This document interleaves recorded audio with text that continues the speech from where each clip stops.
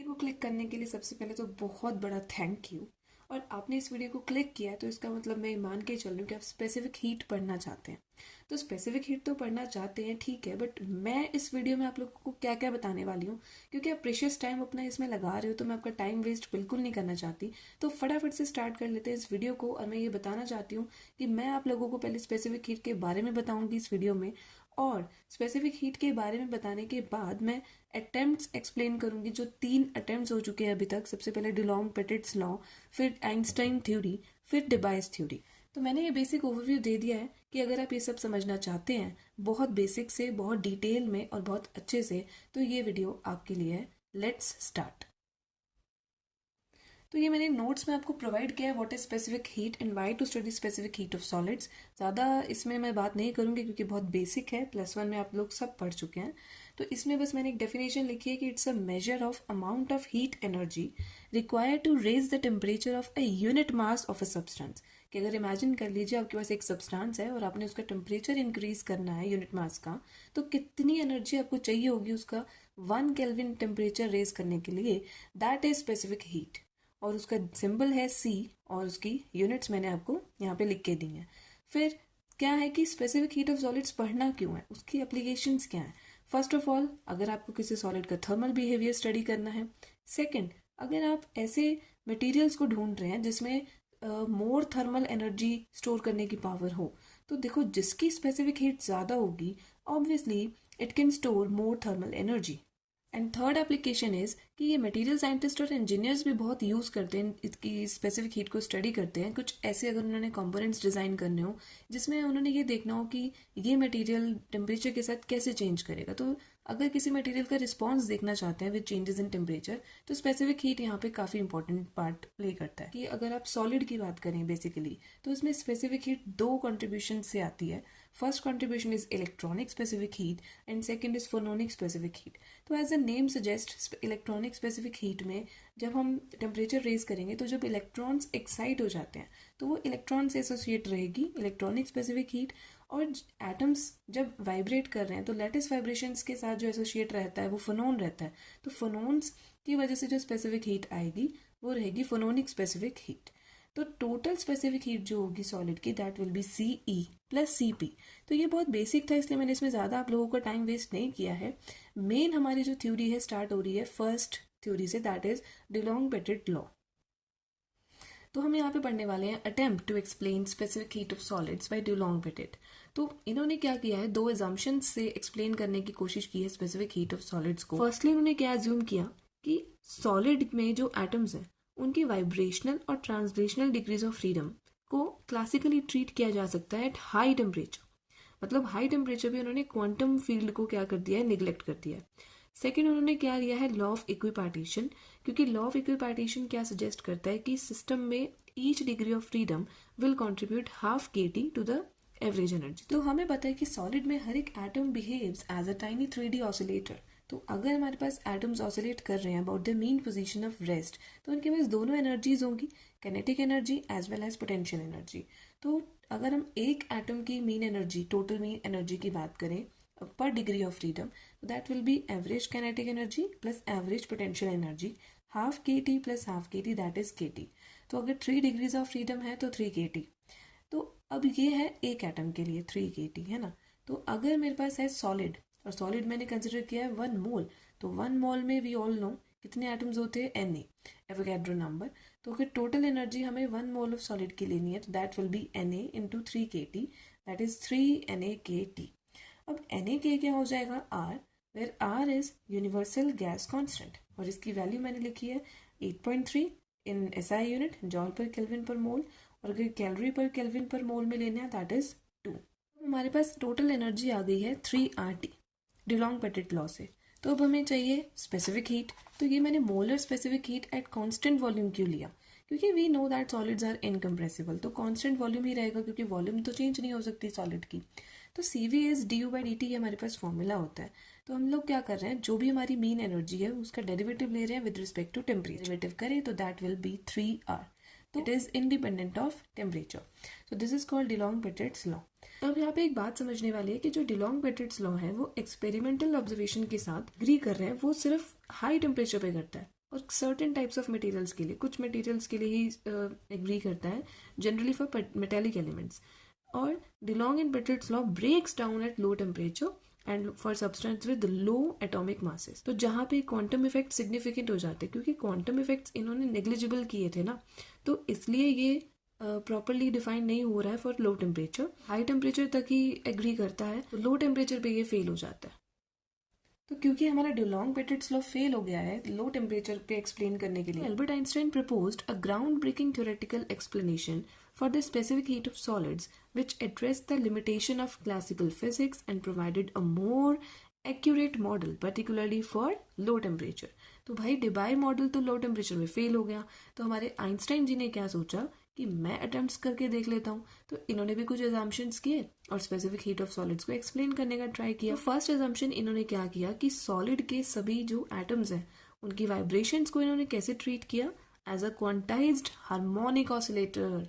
तो first of all हमें क्या पता चल रहा है कि इन्होंने क्वांटम इफेक्ट्स को सिग्निफिकेंटली लिया है। तो इन्होंने सेकेंड एजम्पशन में पूरे सॉलिड को आइडेंटिकल एनवायरनमेंट की तरह ट्रीट किया, कि मतलब सारे के सारे जो एटम्स हैं will behave as identical harmonic oscillator. तो इससे क्या हुआ कि इन्होंने सभी एटम्स का जो मोशन है वो कलेक्टिवली पढ़ा रादर देन इंडिविजुअली। तो क्योंकि इन्होंने आइडेंटिकल एनवायरनमेंट लिया था, तो जब सभी के सभी आइडेंटिकल एनवायरनमेंट में है, तो हर एक एटॉमिक ऑसिलेटर जब वाइब्रेशन करेगा तो इन्होंने सेम ही फ्रीक्वेंसी ले ली कि एटम्स सेम फ्रीक्वेंसी से वाइब्रेट कर रहे हैं, और उन्होंने इसको नेम दिया new E, that is Einstein frequency. Third assumption, तो इन्होंने क्या किया कि प्लांक्स क्वांटम हाइपोथेसिस के अकॉर्डिंग जो ऑसिलेटर की एनर्जी क्वांटाइज्ड रहती है, जो कि हमें किस फॉर्मूले से मिलती है, E n equals to n h nu, वो इन्होंने एक्सेप्ट कर ली, where n is quantum number, we all know that, and h is the Planck's constant. तो प्लांक्स कांस्टेंट के अकॉर्डिंग जो हमारी एवरेज एनर्जी आती है वो आती है h nu e upon E raise to the power H nu e upon k T minus one. तो ये होती है 1D के लिए। अब 3D ऑसिलेटर है तो यहाँ पे हमने 3 से मल्टीप्लाई कर दिया। अब वही है कि अगर हम कंसिडर करें 1 मोल ऑफ अ सॉलिड जिसमें Na एटम्स रहेंगे, तो यहाँ पे बस Na से क्या कर देंगे हम मल्टीप्लाई फॉर टोटल एनर्जी। तो ये आ गई हमारी total energy for a solid, Na.3h nu e upon E raise to the power h nu e upon k T minus one. अब हमें एनर्जी का एक्सप्रेशन मिल गया है, अब हमें क्या चाहिए, मोलर स्पेसिफिक हीट कैपेसिटी का एक्सप्रेशन। तो वो हमें वही है, फॉर्मूला वही लगाना है, हर एक लॉ में फॉर्मूला तो सेम ही रह रहा है कि हमें क्या करना है, एनर्जी का derivative with respect to temperature. तो वही हमने फॉर्मूला लगाया। अब डेरिवेटिव करना हमें आता है बहुत अच्छे से, कॉन्स्टेंट्स बाहर, derivative with respect to temperature है, तो हमारा फंक्शन सिर्फ ये डिनोमिनेटर है, डिनोमिनेटर ऊपर जाएगा, पावर -1 हो जाएगी, -1 मल्टीप्लाई में आएगा। अब पावर -1 होगी तो उसका डेरिवेटिव -2, जब हम एक्सप्रेशन करेंगे तो पावर में -2 बन जाएगा, नीचे आके हो जाएगा +2। और डेरिवेटिव आगे जब हम चेन एक्सप्रेशन फॉलो करेंगे, चेन रूल, तो इसका डेरिवेटिव होगा, इसका 0 हो जाएगा। अब एक्सपोनेंशियल का डेरिवेटिव एज इट इज़, और ये जो कांस्टेंट है एच न्यू ई बाई के, और 1/t का डेरिवेटिव हो जाएगा -1/t²। बहुत सिंपल सी मैथ्स है, आप लोग सब कर सकते हैं। और माइनस माइनस हो गया +3Na, एच न्यू ई 2 है, मैंने स्क्वायर में लिख दिया, ये as it is, divide by k(t²), ये भी एज इट इज़, और यहाँ पे जो पावर है वो एज इट इज़ ध्यान में रखनी है, पावर 2 है। अभी जो एक्सप्रेशन आया है इसमें हम बोथ साइड, न्यूमरेटर और डिनोमिनेटर, दोनों में k से कर देंगे मल्टीप्लाई, ताकि ये जो k है ये k स्क्वायर हो जाए, और ऊपर जो k आएगा वो हम उसको Na के साथ कंबाइन कर देंगे। तो ये क्या आ गया, 3Na, बाकी सब एज इट इज़, k से मल्टीप्लाई, k से डिवाइड। अब ये जो k² t² h न्यू है पूरा होल स्क्वायर में आ गया, और ये जो Na k है वो हमने इकट्ठे लिख दिया, बाकी सब एज इट इज़। और Na k वही जो हमने लास्ट थ्योरी में पुट किया था, R, Na k को हमने R पुट कर दिया, which is universal gas constant, बाकी सब फिर से एज इट इज़। अब यहाँ पे हम लोग क्या डिफाइन करते हैं, एक आइंस्टाइन टेम्परेचर करके एक टर्म है TE। तो हम जहाँ जहाँ h न्यू ई बाई के है वहाँ वहाँ हम क्या पुट कर देंगे, Einstein temperature, that is TE। तो देखो 3R TE by T whole square e raise to the power TE by T upon e raise to the power TE by T -1 का होल स्क्वायर। तो जहाँ जहाँ h nu E by के है उसकी जगह मैंने क्या पुट कर दिया है, TE। तो ये मेरा फाइनल एक्सप्रेशन आ चुका है CV का। तो अब हमें केसेस डिस्कस करने हैं। तो फर्स्ट केस आता है at high temperature. High temperature पे क्या है, हमारा जो ये वाला टेम्परेचर है वो TE से क्या है, बड़ा, हाई टेम्परेचर है, काफ़ी हाई है। तो TE/T क्या हो जाएगा, ये जो TE/T टर्म है ये इसमें यूज़ हो रही है, क्योंकि हमारा डिनोमिनेटर बड़ा है तो ये पूरा स्मॉल हो जाएगा। तो इसका मतलब है कि जो एक्सपोनेंशियल में ये पूरी पावर है, एक्सपोनेंशियल की जो ये पूरी टर्म है, इसको हम एक्सपैंड करेंगे, लेकिन हायर ऑर्डर वाली टर्म्स को नेग्लेक्ट कर सकते हैं, क्योंकि TE/T जो पावर है वो क्या है, स्मॉल। तो इसको हम एक्सप्रेस कर सकते हैं 1 + TE/T ओनली, जो x² x³ वाली टर्म आती है वो हम इसको नेग्लेक्ट कर सकते हैं। अब बस हमने हाई टेम्परेचर वाले केस में जो हमारा मेन जनरल फॉर्मूला है उसमें e⁻TE/T को 1 + TE/T पुट कर देना है। पहले मैंने डिनोमिनेटर में कर दिया क्योंकि मैं न्यूमिनेटर में लिखना भूल गई थी गाइस, सॉरी, मैंने बाद में लिख दिया। -1 हो जाएगा, cut TE/T as it is whole square, इसको मैंने यहाँ पे लिख दिया 1 + TE/T। ये पूरा सेम है, कैंसिल आउट हो गया और 1 + TE/T बच गया। अब वही है कि TE/T जो पूरी टर्म है वो क्या है, काफ़ी छोटी है ना एज़ कम्पेयर टू 1, तो हम उसको उसके कंपैरिजन में नेग्लेक्ट कर सकते हैं। तो हाई टेम्परेचर पे CV किसके बराबर आ चुका है, 3R के बराबर। तो since TE/T <1 1 + TE/T approximately equals to 1, तो यहाँ पे आ गया ये 3R। हाई टेम्परेचर पे CV = 3R। तो बेसिकली हाई टेम्परेचर पे फिर से जो आइंस्टाइन की थ्योरी है वो हमें क्या दे रही है रिजल्ट, क्लासिकल डिलॉन्ग-पेरेट्स लॉ वाला रिजल्ट दे रही है। अब लो टेम्परेचर पे हम डिस्कस कर लेते हैं। अब low temperature means T < TE, तो TE/T will be large, denominator term small हो चुकी है, तो e⁻TE/T हो गया लार्ज, मीन्स 1 के कंपैरिजन में हम इसको 1 को इसके कंपैरिजन में नेग्लेक्ट कर सकते हैं। तो इस जो भी हमारा पूरा CV का एक्सप्रेशन आया वहाँ पे हम 1 को निगलेक्ट कर देंगे, ये कैंसिल आउट हो जाएगा, एक टर्म बचेगी वो ऊपर जाके माइनस में आ जाएगी। तो CV is directly proportional to this upon T², बाकी तो कांस्टेंट है। तो वही है कि ये जो लो टेम्परेचर में आइंस्टाइन थ्योरी से रिजल्ट आ रहा है, ये रिजल्ट एक्सपेरिमेंटल ऑब्जर्वेशंस के एग्रीमेंट में नहीं था। तो ये मैंने बना दिया एक graph CV with respect to temperature, red colour का कर्व है ये एक्सपेरिमेंटल कर्व है, और ये जो ब्लैक डॉटेड है ये आइंस्टाइन कर्व है, और जो ये 25 मैंने दिया है ये है जो 3R की जो वैल्यू हमने लिखी थी, जो कि डिलॉन्ग-पेरेट्स लॉ ने दी थी कांस्टेंट। तो हाई टेम्परेचर पे तो आइंस्टाइन और डिलॉन्ग-पेरेट का लॉ जो रिजल्ट है वो मर्ज हो गया, लेकिन लो टेम्परेचर पे यहाँ पे इस केस में ये दोनों मर्ज नहीं हुए। तो इसका मतलब है कि आइंस्टाइन कर्व लो टेम्परेचर पे फेल हो चुका है। तो अगर हम टेम्परेचर अप्रॉक्सीमेटली 0 केल्विन की बात करें, तो अगर मैं यहाँ पे टेम्परेचर 0 पुट कर दूँ, जो हमारा एक्सप्रेशन आया है लो टेम्परेचर वाले में, तो लो टेम्परेचर वाले जो हमारे CV का एक्सप्रेशन है उसमें ये चीज़ बन रही है इनफाइनाइट विच इज़ 0। तो मतलब 0 केल्विन पे CV बन रही है, हमारी स्पेसिफिक हीट बन रही है 0, but experimentally it is CV directly proportional to T³। तो मतलब ये जो एक्सपोनेंशियल टर्म है इसकी वजह से हमारा CV 0 हो रहा है, बट एक्सपेरिमेंटली ऐसा नहीं है, it's not true, it's CV directly proportional to T³। तो अब क्वेश्चन ये है कि what is the reason of disagreement at low temperature.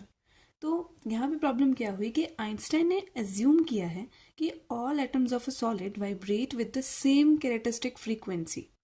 सो इसका मतलब क्या हुआ कि जो भी हमारे एटम है सॉलिड के, वो वाइब्रेट कर रहे हैं इंडिपेंडेंटली ऑफ अदर एटम्स। इसका क्या मतलब हुआ कि अगर सभी के सभी एटम्स सेम फ्रीक्वेंसी से वाइब्रेट कर रहे हैं, इसका मतलब एक एटम पे दूसरे एटम का कोई इफेक्ट ही नहीं पड़ रहा।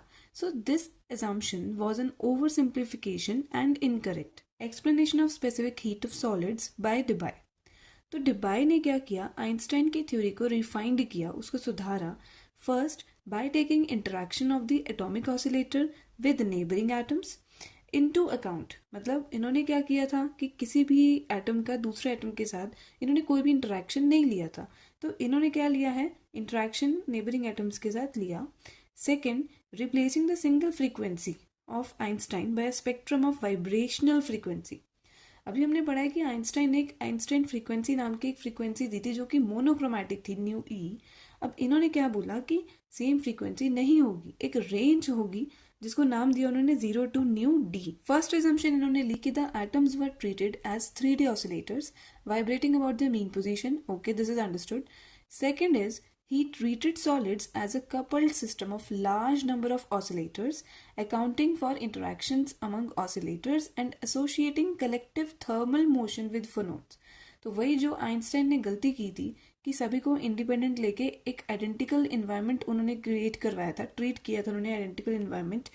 यहाँ पे उन्होंने एक सॉलिड को एक लार्ज नंबर ऑफ ऑसिलेटर्स माना है और कपल्ड सिस्टम, मतलब सारे एक दूसरे से कपल्ड हैं और एक दूसरे से इंटरेक्टेड भी हैं, इंडिपेंडेंट नहीं है, और जो थर्मल मोशन था फोनोन्स का वो कलेक्टिव लिया है. Third assumption, the Hamiltonian for solid can be expressed as a sum of terms each representing a harmonic oscillator corresponding to a normal mode of lattice vibration. हर एक मतलब इन्होंने हर एक नॉर्मल मोड का हैमिल्टोनियन दिया है. अब what is normal mode? Normal modes are different ways in which the atoms can collectively oscillate around their equilibrium position. मतलब कितने वेज से एक एटम ऑसिलेट कर सकता है. तो each normal mode corresponds to a specific vibrational frequency. तो हर एक नॉर्मल मोड की अपनी एक वाइब्रेशनल फ्रीक्वेंसी होगी. Fourth assumption is Debye made an assumption that atoms in a solid can be treated as a homogeneous, isotropic, continuous elastic medium. यहाँ पे isotropic medium का क्या मीनिंग हुआ कि जो मटेरियल जिसको हम स्टडी कर रहे हैं उसको हम जिस मर्जी डायरेक्शन से स्टडी करें दैट विल बिहेव सेम, मतलब regardless of the direction in which you examine it. Fifth assumption उन्होंने क्या ली? He assumed that the mean interatomic distance, that is the average distance between neighboring atoms within the lattice. mean interatomic distance किसको बोला है इन्होंने कि बहुत सारे atoms होते हैं सॉलिड के अंदर, उन दोनों के दो एटम्स के मतलब एक नेबरिंग एटम्स है, दो एटम्स के बीच का डिस्टेंस, और उन्होंने इसको नेम दिया है स्मॉल डी. वो एज्यूम क्या किया इन्होंने कि वो जो स्मॉल डी है is much smaller than the wavelength. अब वेवलेंथ किसकी है? वेवलेंथ तो वेव की होती है. तो यहाँ पे वेव क्या है? जो साउंड वेव जनरेट होगी ना सॉलिड में जब वो वाइब्रेट कर रहा होगा तो उसी को हम इलास्टिक वेव या साउंड वेव बोलते हैं. तो उस वेव की वेवलेंथ से जो हमारा स्मॉल डी है वो बहुत कम होगा. इट मीन्स कि जो वेवलेंथ होगी हमारी साउंड वेव की that should be greater than D. तो due to this assumption there is a lower limit to the wavelength known as the Debye cutoff wavelength. तो इस assumption की वजह से एक लोअर लिमिट सेट हो गई वेवलेंथ की. We know that frequency is inversely proportional to wavelength, तो फ्रीक्वेंसी की एक अपर लिमिट सेट हो गई जिसको नेम दिया nu D. So the solid will have no mode of vibrations for this means अगर वेवलेंथ लैम्डा डी से कम हुई या फ्रीक्वेंसी न्यू डी से ज़्यादा हुई तो there will be no mode of vibration. तो ये उन्होंने एक एजम्पशन ली. तो मैथमेटिकल टर्म्स में only modes with this and this are generated. Six assumption उन्होंने क्या ली कि अगर एक सॉलिड में n एटम्स हैं तो उसमें जो number of modes of vibrations होंगी वो क्या हो जाएंगी? 3n, क्योंकि 3 डिग्रीज ऑफ फ्रीडम होती है हर एक एटम की. So we can have 3n different types of phonons with frequencies this to 3n. तो मतलब आइंस्टाइन ने न्यू 1 न्यू 2 सारी की सारी न्यू ई तक सभी फ्रीक्वेंसी सेम ली थी. इन्होंने ये सभी के सभी फ्रीक्वेंसीज डिफरेंट ली हैं न्यू 1 से लेकर न्यू 3n तक. तो अगर हमें नंबर ऑफ स्टेट्स फाइंड करने या फिर normal modes of vibrations find करनी है इस इंटरवल में, एक स्मॉल रेंज लिया है इन्होंने पहले न्यू से लेके न्यू प्लस डी न्यू तक, फिर टोटल फ्रीक्वेंसी अगर हम टोटल नंबर ऑफ स्टेट्स अगर हमें फाइंड करने हैं तो हम इंटीग्रेशन कर देंगे. तो हम ऐसे ही करते हैं ना कि पहले स्मॉल इंटरवल के लिए फाइंड कर लेते हैं. तो Debye assumed that the normal modes representing the collective oscillations of crystal have a continuous spectra from this to this. मतलब ये हमने पहले भी पढ़ा है कि 0 से लेके न्यू डी तक एक उन्होंने स्पेक्ट्रम लिया है, रेंज ली है, सिम एक पर्टिकुलर फ्रीक्वेंसी नहीं ली. ठीक है, तो हम क्या कर रहे हैं, एक पूरे हमारा जो हमारे पास सॉलिड है उसकी वॉल्यूम हम क्या मान रहे हैं? Capital V. फेस स्पेस होगा हमारे पास एक्स वर्सेस पी स्पेस. तो फेस स्पेस में दो स्पेस होते हैं, एक मोमेंटम स्पेस वॉल्यूम, एक पोजीशन स्पेस वॉल्यूम. तो अगर मेरे को नंबर ऑफ स्टेट्स चाहिए तो नंबर ऑफ स्टेट्स कितने आ जाएंगे? Position space volume small capital V, और मोमेंटम स्पेस वॉल्यूम क्या हो जाएगी? एरिया इंटू थिकनेस, क्योंकि वॉल्यूम चाहिए हमें.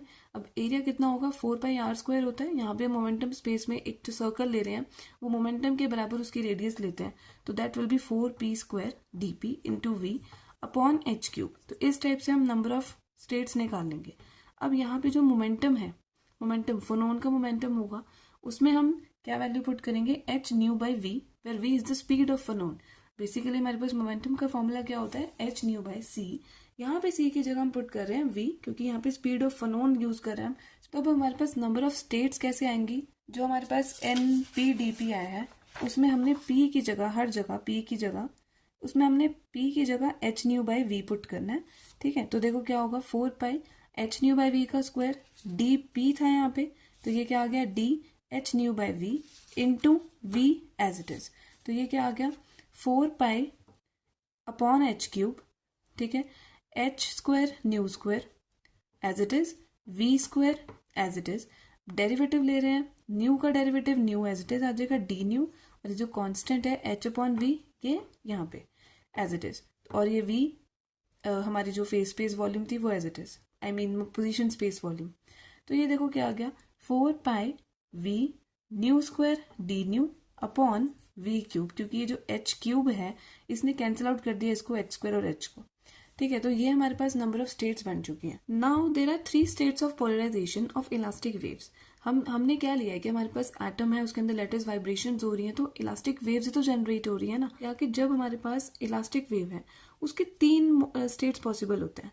तो व्हाट आर दो स्टेट्स? सबसे पहले तो वेव जिस डायरेक्शन में प्रोपोगेट कर रही है मीन्स लॉन्गिट्यूडनल डायरेक्शन, और जो 2 डायरेक्शंस बची हैं वो उसके परपेंडिकुलर जो होंगी उनको हम क्या बोलेंगे, ट्रांसवर्स डायरेक्शंस।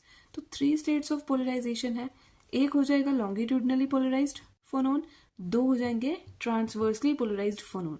अब जो लॉन्गिट्यूडनली पोलराइज्ड फोनोन होगा उसकी हम वेलोसिटी मान रहे हैं वी एल, और ट्रांसवर्सली वाले को मान रहे हैं वेलोसिटी उसकी वी टी।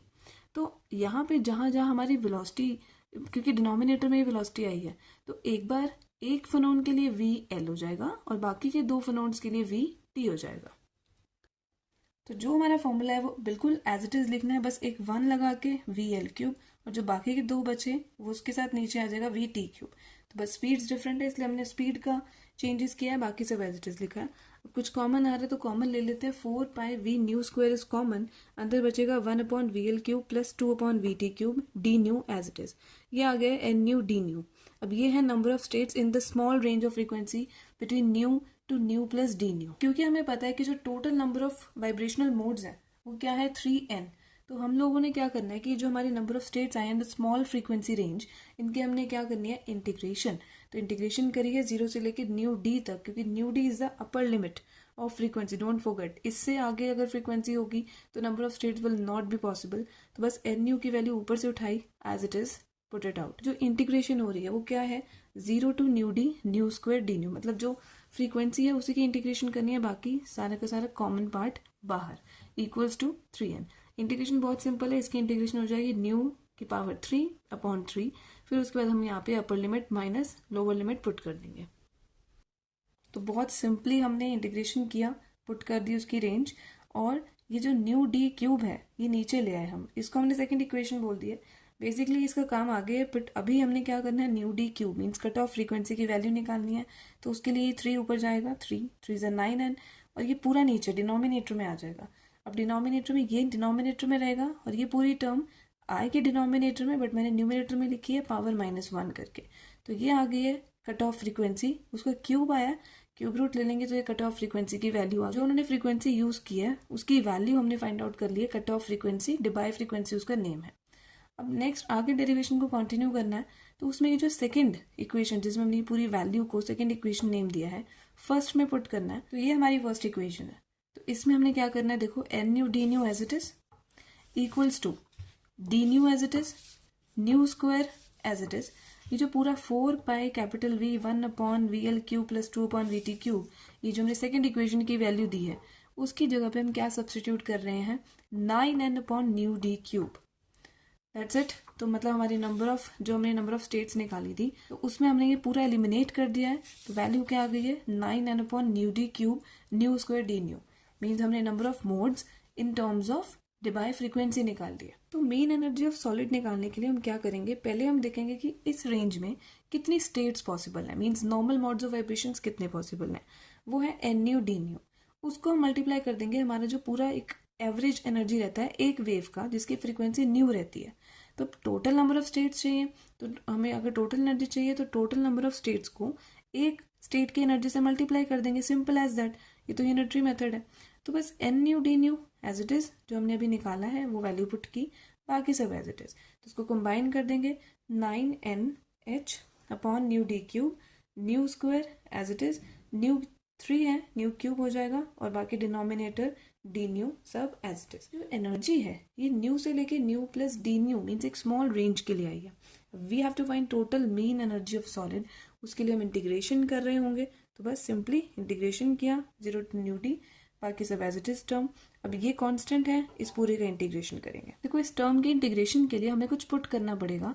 तो ये e की power h nu by K T है ना जो टर्म, उसमें हम x को मतलब h nu by K T पूरे को हम क्या पुट कर रहे हैं x, ठीक है। तो यहाँ से न्यू कितना आ गया के टी एक्स बाई एच। अगर मेरे को सारी इंटीग्रेशन x की टर्म्स में करनी है तो मेरे को डी न्यू को डी एक्स की फॉर्म में भी लिखना पड़ेगा। यहाँ पे अगर न्यू की वैल्यू ये है तो डी न्यू की वैल्यू क्या हो जाएगी के T by H D x, है ना। तो यहाँ पे देखो अब हमें क्योंकि इंटीग्रेशन पूरी सब्स्टिट्यूट कर रहे हैं, हम एक वेरिएबल से दूसरे वेरिएबल में शिफ्ट हो रहे हैं, तो इंटीग्रेशन लिमिट्स भी चेंज होंगी। तो जब न्यू जीरो है तो x will be zero. Similarly अगर if nu is nu D, तो देखो जहां जहां न्यू डी है तो x कितना हो जाएगा h new D by K T. तो इन्होंने पूरे को टी डी सब्स्टिट्यूट किया ना, तो टी डी की वैल्यू क्या है h न्यू डी बाई के। अगर हमें न्यू डी की वैल्यू चाहिए होगी तो हम टी डी की टर्म्स में कैसे लिख देंगे के T D by H. Energy की वैल्यू थी उसमें देखो 9NH upon nu D cube, तो न्यू डी की जगह पे हमने क्या पुट कर दिया के टी डी बाई एच का होल क्यूब। ये न्यू डी की वैल्यू यहाँ substitute. Now for integration limit, तो जब 0 टू न्यू डी था तो ये इंटरवल, अब 0 की जगह 0 और न्यू डी की जगह T D by T cube. What is nu is K T X by H, तो K T X by H का whole cube. Next 1 upon E raise to the power H nu by K T minus 1, इसको हमने E raise to the power X put कर दिया minus 1। D nu is K T by H D X. हमने पूरी expression में new को eliminate कर दिया और किस में ले आए हम सब कुछ x में और डिवाइड टेम्परेचर में, और यहाँ पे n की जगह हमने Na पुट किया है Avogadro number for 1 mole of solid. हमने ये क्या किया इसको reciprocal h upon k T D whole cube, बाकी के टी बाई एच 3, यहाँ पे 3 टर्म्स थी, यहाँ पे 1 टर्म थी, ये हो गए 4। Next 0 to T D by T x cube, ये जो एक्स क्यूब है divide by e raise to the power x minus 1 D. तो इसको सॉल्व कैसे करने वाले हम 9NaH as it is, h का cube upon k T D का क्यूब एज इट इज। फिर ये देखो k की पावर 4 t की पावर 4 अपॉन h4, 0 to T D by T x cube upon E raise to power x minus 1 D x as it is. ये जो k cube है ये k4 को कट करेगा, एक k बचेगा। ये जो h4 है यहाँ पे, ये डिनोमिनेटर में h4 पड़ा है, वहां से कट हो जाएंगे, तो बचेगा क्या t की power 4 upon T D cube. फिर integration limit 0 to T D by T x cube upon E raise to power x minus 1 D x as it is. अब देखो Na को आर पुट किया, सब कुछ एज इट इज। तो ये हमारा एक्सप्रेशन आ चुका है डिबाई मॉडल से। अब इसको हमने डिस्कस करना है with cases. First cases at high temperature, means temperature हमारा डिबाई टेम्परेचर से काफी बड़ा है। तो अगर टेम्परेचर बड़ा है तो एक्स क्या हो जाएगा स्मॉल। तो अब क्या करेंगे, अगर ये पूरा टर्म स्मॉल है तो E raise to the power X को हम जब एक्सपैंड करेंगे तो उसमें ये सभी टर्म्स को निगलेक्ट कर सकते हैं, तो ये आ जाएगा 1 प्लस एक्स। और अगर मैं 1 माइनस में जाऊंगी लेकर तो वो क्या हो जाएगा E raise to the power x minus 1 equal to X. तो हमारा जो लास्ट एक्सप्रेशन है इसमें हम सब्स्टिट्यूट कर देंगे E raise to the power x minus 1 को एक्स, ठीक। तो देखो अब क्या बनेगा, ये सब कुछ as it is, x square बन गया, एक्स स्क्वायर की integration x cube by 3, limit substitute करेंगे तो क्या आ जाएगा T D cube upon T cube, और ये जो 3 है वो बाहर आ जाएगा और 9 से कट होके 3 बचेगा और आर बचेगा। अब ये जो T4 है टी क्यूब इसको कट करके t बचाएगा और T D cube will cancel out each other. तो 3RT हमारा एनर्जी का एक्सप्रेशन आ चुका है। अभी हमें CV चाहिए तो इसका derivative with respect to temperature it is 3R। So Debye's theory leads to classical DeLong-Petit's law in the high temperature limit. So case 2 is low temperature limit T less than TD. अब t small है तो x की value क्या हो जाएगी large. तो अगर t approaches to 0 means x approaches to infinite. Low temperature पे हमारी लिमिट क्या बन जाएगी इनफाइनाइट, बाकी सब कुछ एज इट इज। और ये जो पूरा 0 टू इनफाइनाइट ये पूरी इंटीग्रेशन टर्म है, ये एक स्टैंडर्ड इंटेग्रल है, इसकी वैल्यू आपको एज इट इज याद रखनी है, that is pi raise to the power 4 अपॉन 15। तो ये जब 9/15 कट हो जाएगा बाकी सब कुछ बचा है, तो बस रीअरेंज किया है, t की पावर 4 बाहर लिख दिया। तो ये हमारा मेन एनर्जी एक्सप्रेशन आ चुका है। CV चाहिए, इसका डेरिवेटिव लेंगे, 4t क्यूब बनेगा, 4 3 12 हो जाएगा। तो ये हमारा एक्सप्रेशन आ चुका है CV का, विच इज कांस्टेंट, ये पूरा टर्म कांस्टेंट है। तो CV is directly proportional to t cube at low temperature which is Debye's t cube law. तो ये हमारा ग्राफ है जिसमें हम सभी थ्योरीज को मर्ज करके पढ़ेंगे, जो हमने अभी तक पढ़ा वो सारा समराइज कर देगा ये ग्राफ। तो ये ग्राफ में क्या बोल रहे हैं कि जो हमारे ये जो ग्रीन कर्व है दिस इज एक्सपेरिमेंटल कर्व और ये डिवाइस कर्व के साथ एग्री हो गया, मींस डिवाइस कर्व इस एक्सपेरिमेंटल कर्व के साथ एग्री हो गया। दूसरा आइंस्टाइन कर्व है जो कि लो टेम्परेचर पे डिसएग्री कर रहा था, ये हमने पहले भी देखा था, और हाई टेम्परेचर पे तीनों laws, Debye, Einstein, Dulong Petit's law, high temperature पे तीनों लॉज क्या हो रहे हैं, मर्ज हो रहे हैं, और तीनों लॉज क्या रिजल्ट दे रहे हैं कि सीवी जो है वो क्या आ रही है, कांस्टेंट। और जो लो टेम्परेचर पे डिलॉन्ग पेटिट्स और आइंस्टाइन लॉ फेल हो गए थे, डिबाई जो है उसको एक्सपेरिमेंटली उसके साथ एग्री कर पाया, और यही है डिबाइस टी क्यूब लॉ कि लो टेम्परेचर पे CV is directly proportional to T cube. इसी के साथ हमने स्पेसिफिक हीट के तीनों मॉडल्स पढ़ लिए हैं, Dulong Petit's law, Debye's law, Einstein's law. I hope कि आपको तीनों समझ आए होंगे, डेरिवेशन आपको अच्छे से क्लियर हो गई होंगी। और अगर आप लोग ये जानना चाहते हैं कि मैंने ये सारे जो नोट्स बनाए हैं ये मैंने किस बुक से लिए हैं, तो आप कमेंट डाउन कर सकते हैं। और don't forget to like, subscribe and share. Thank you.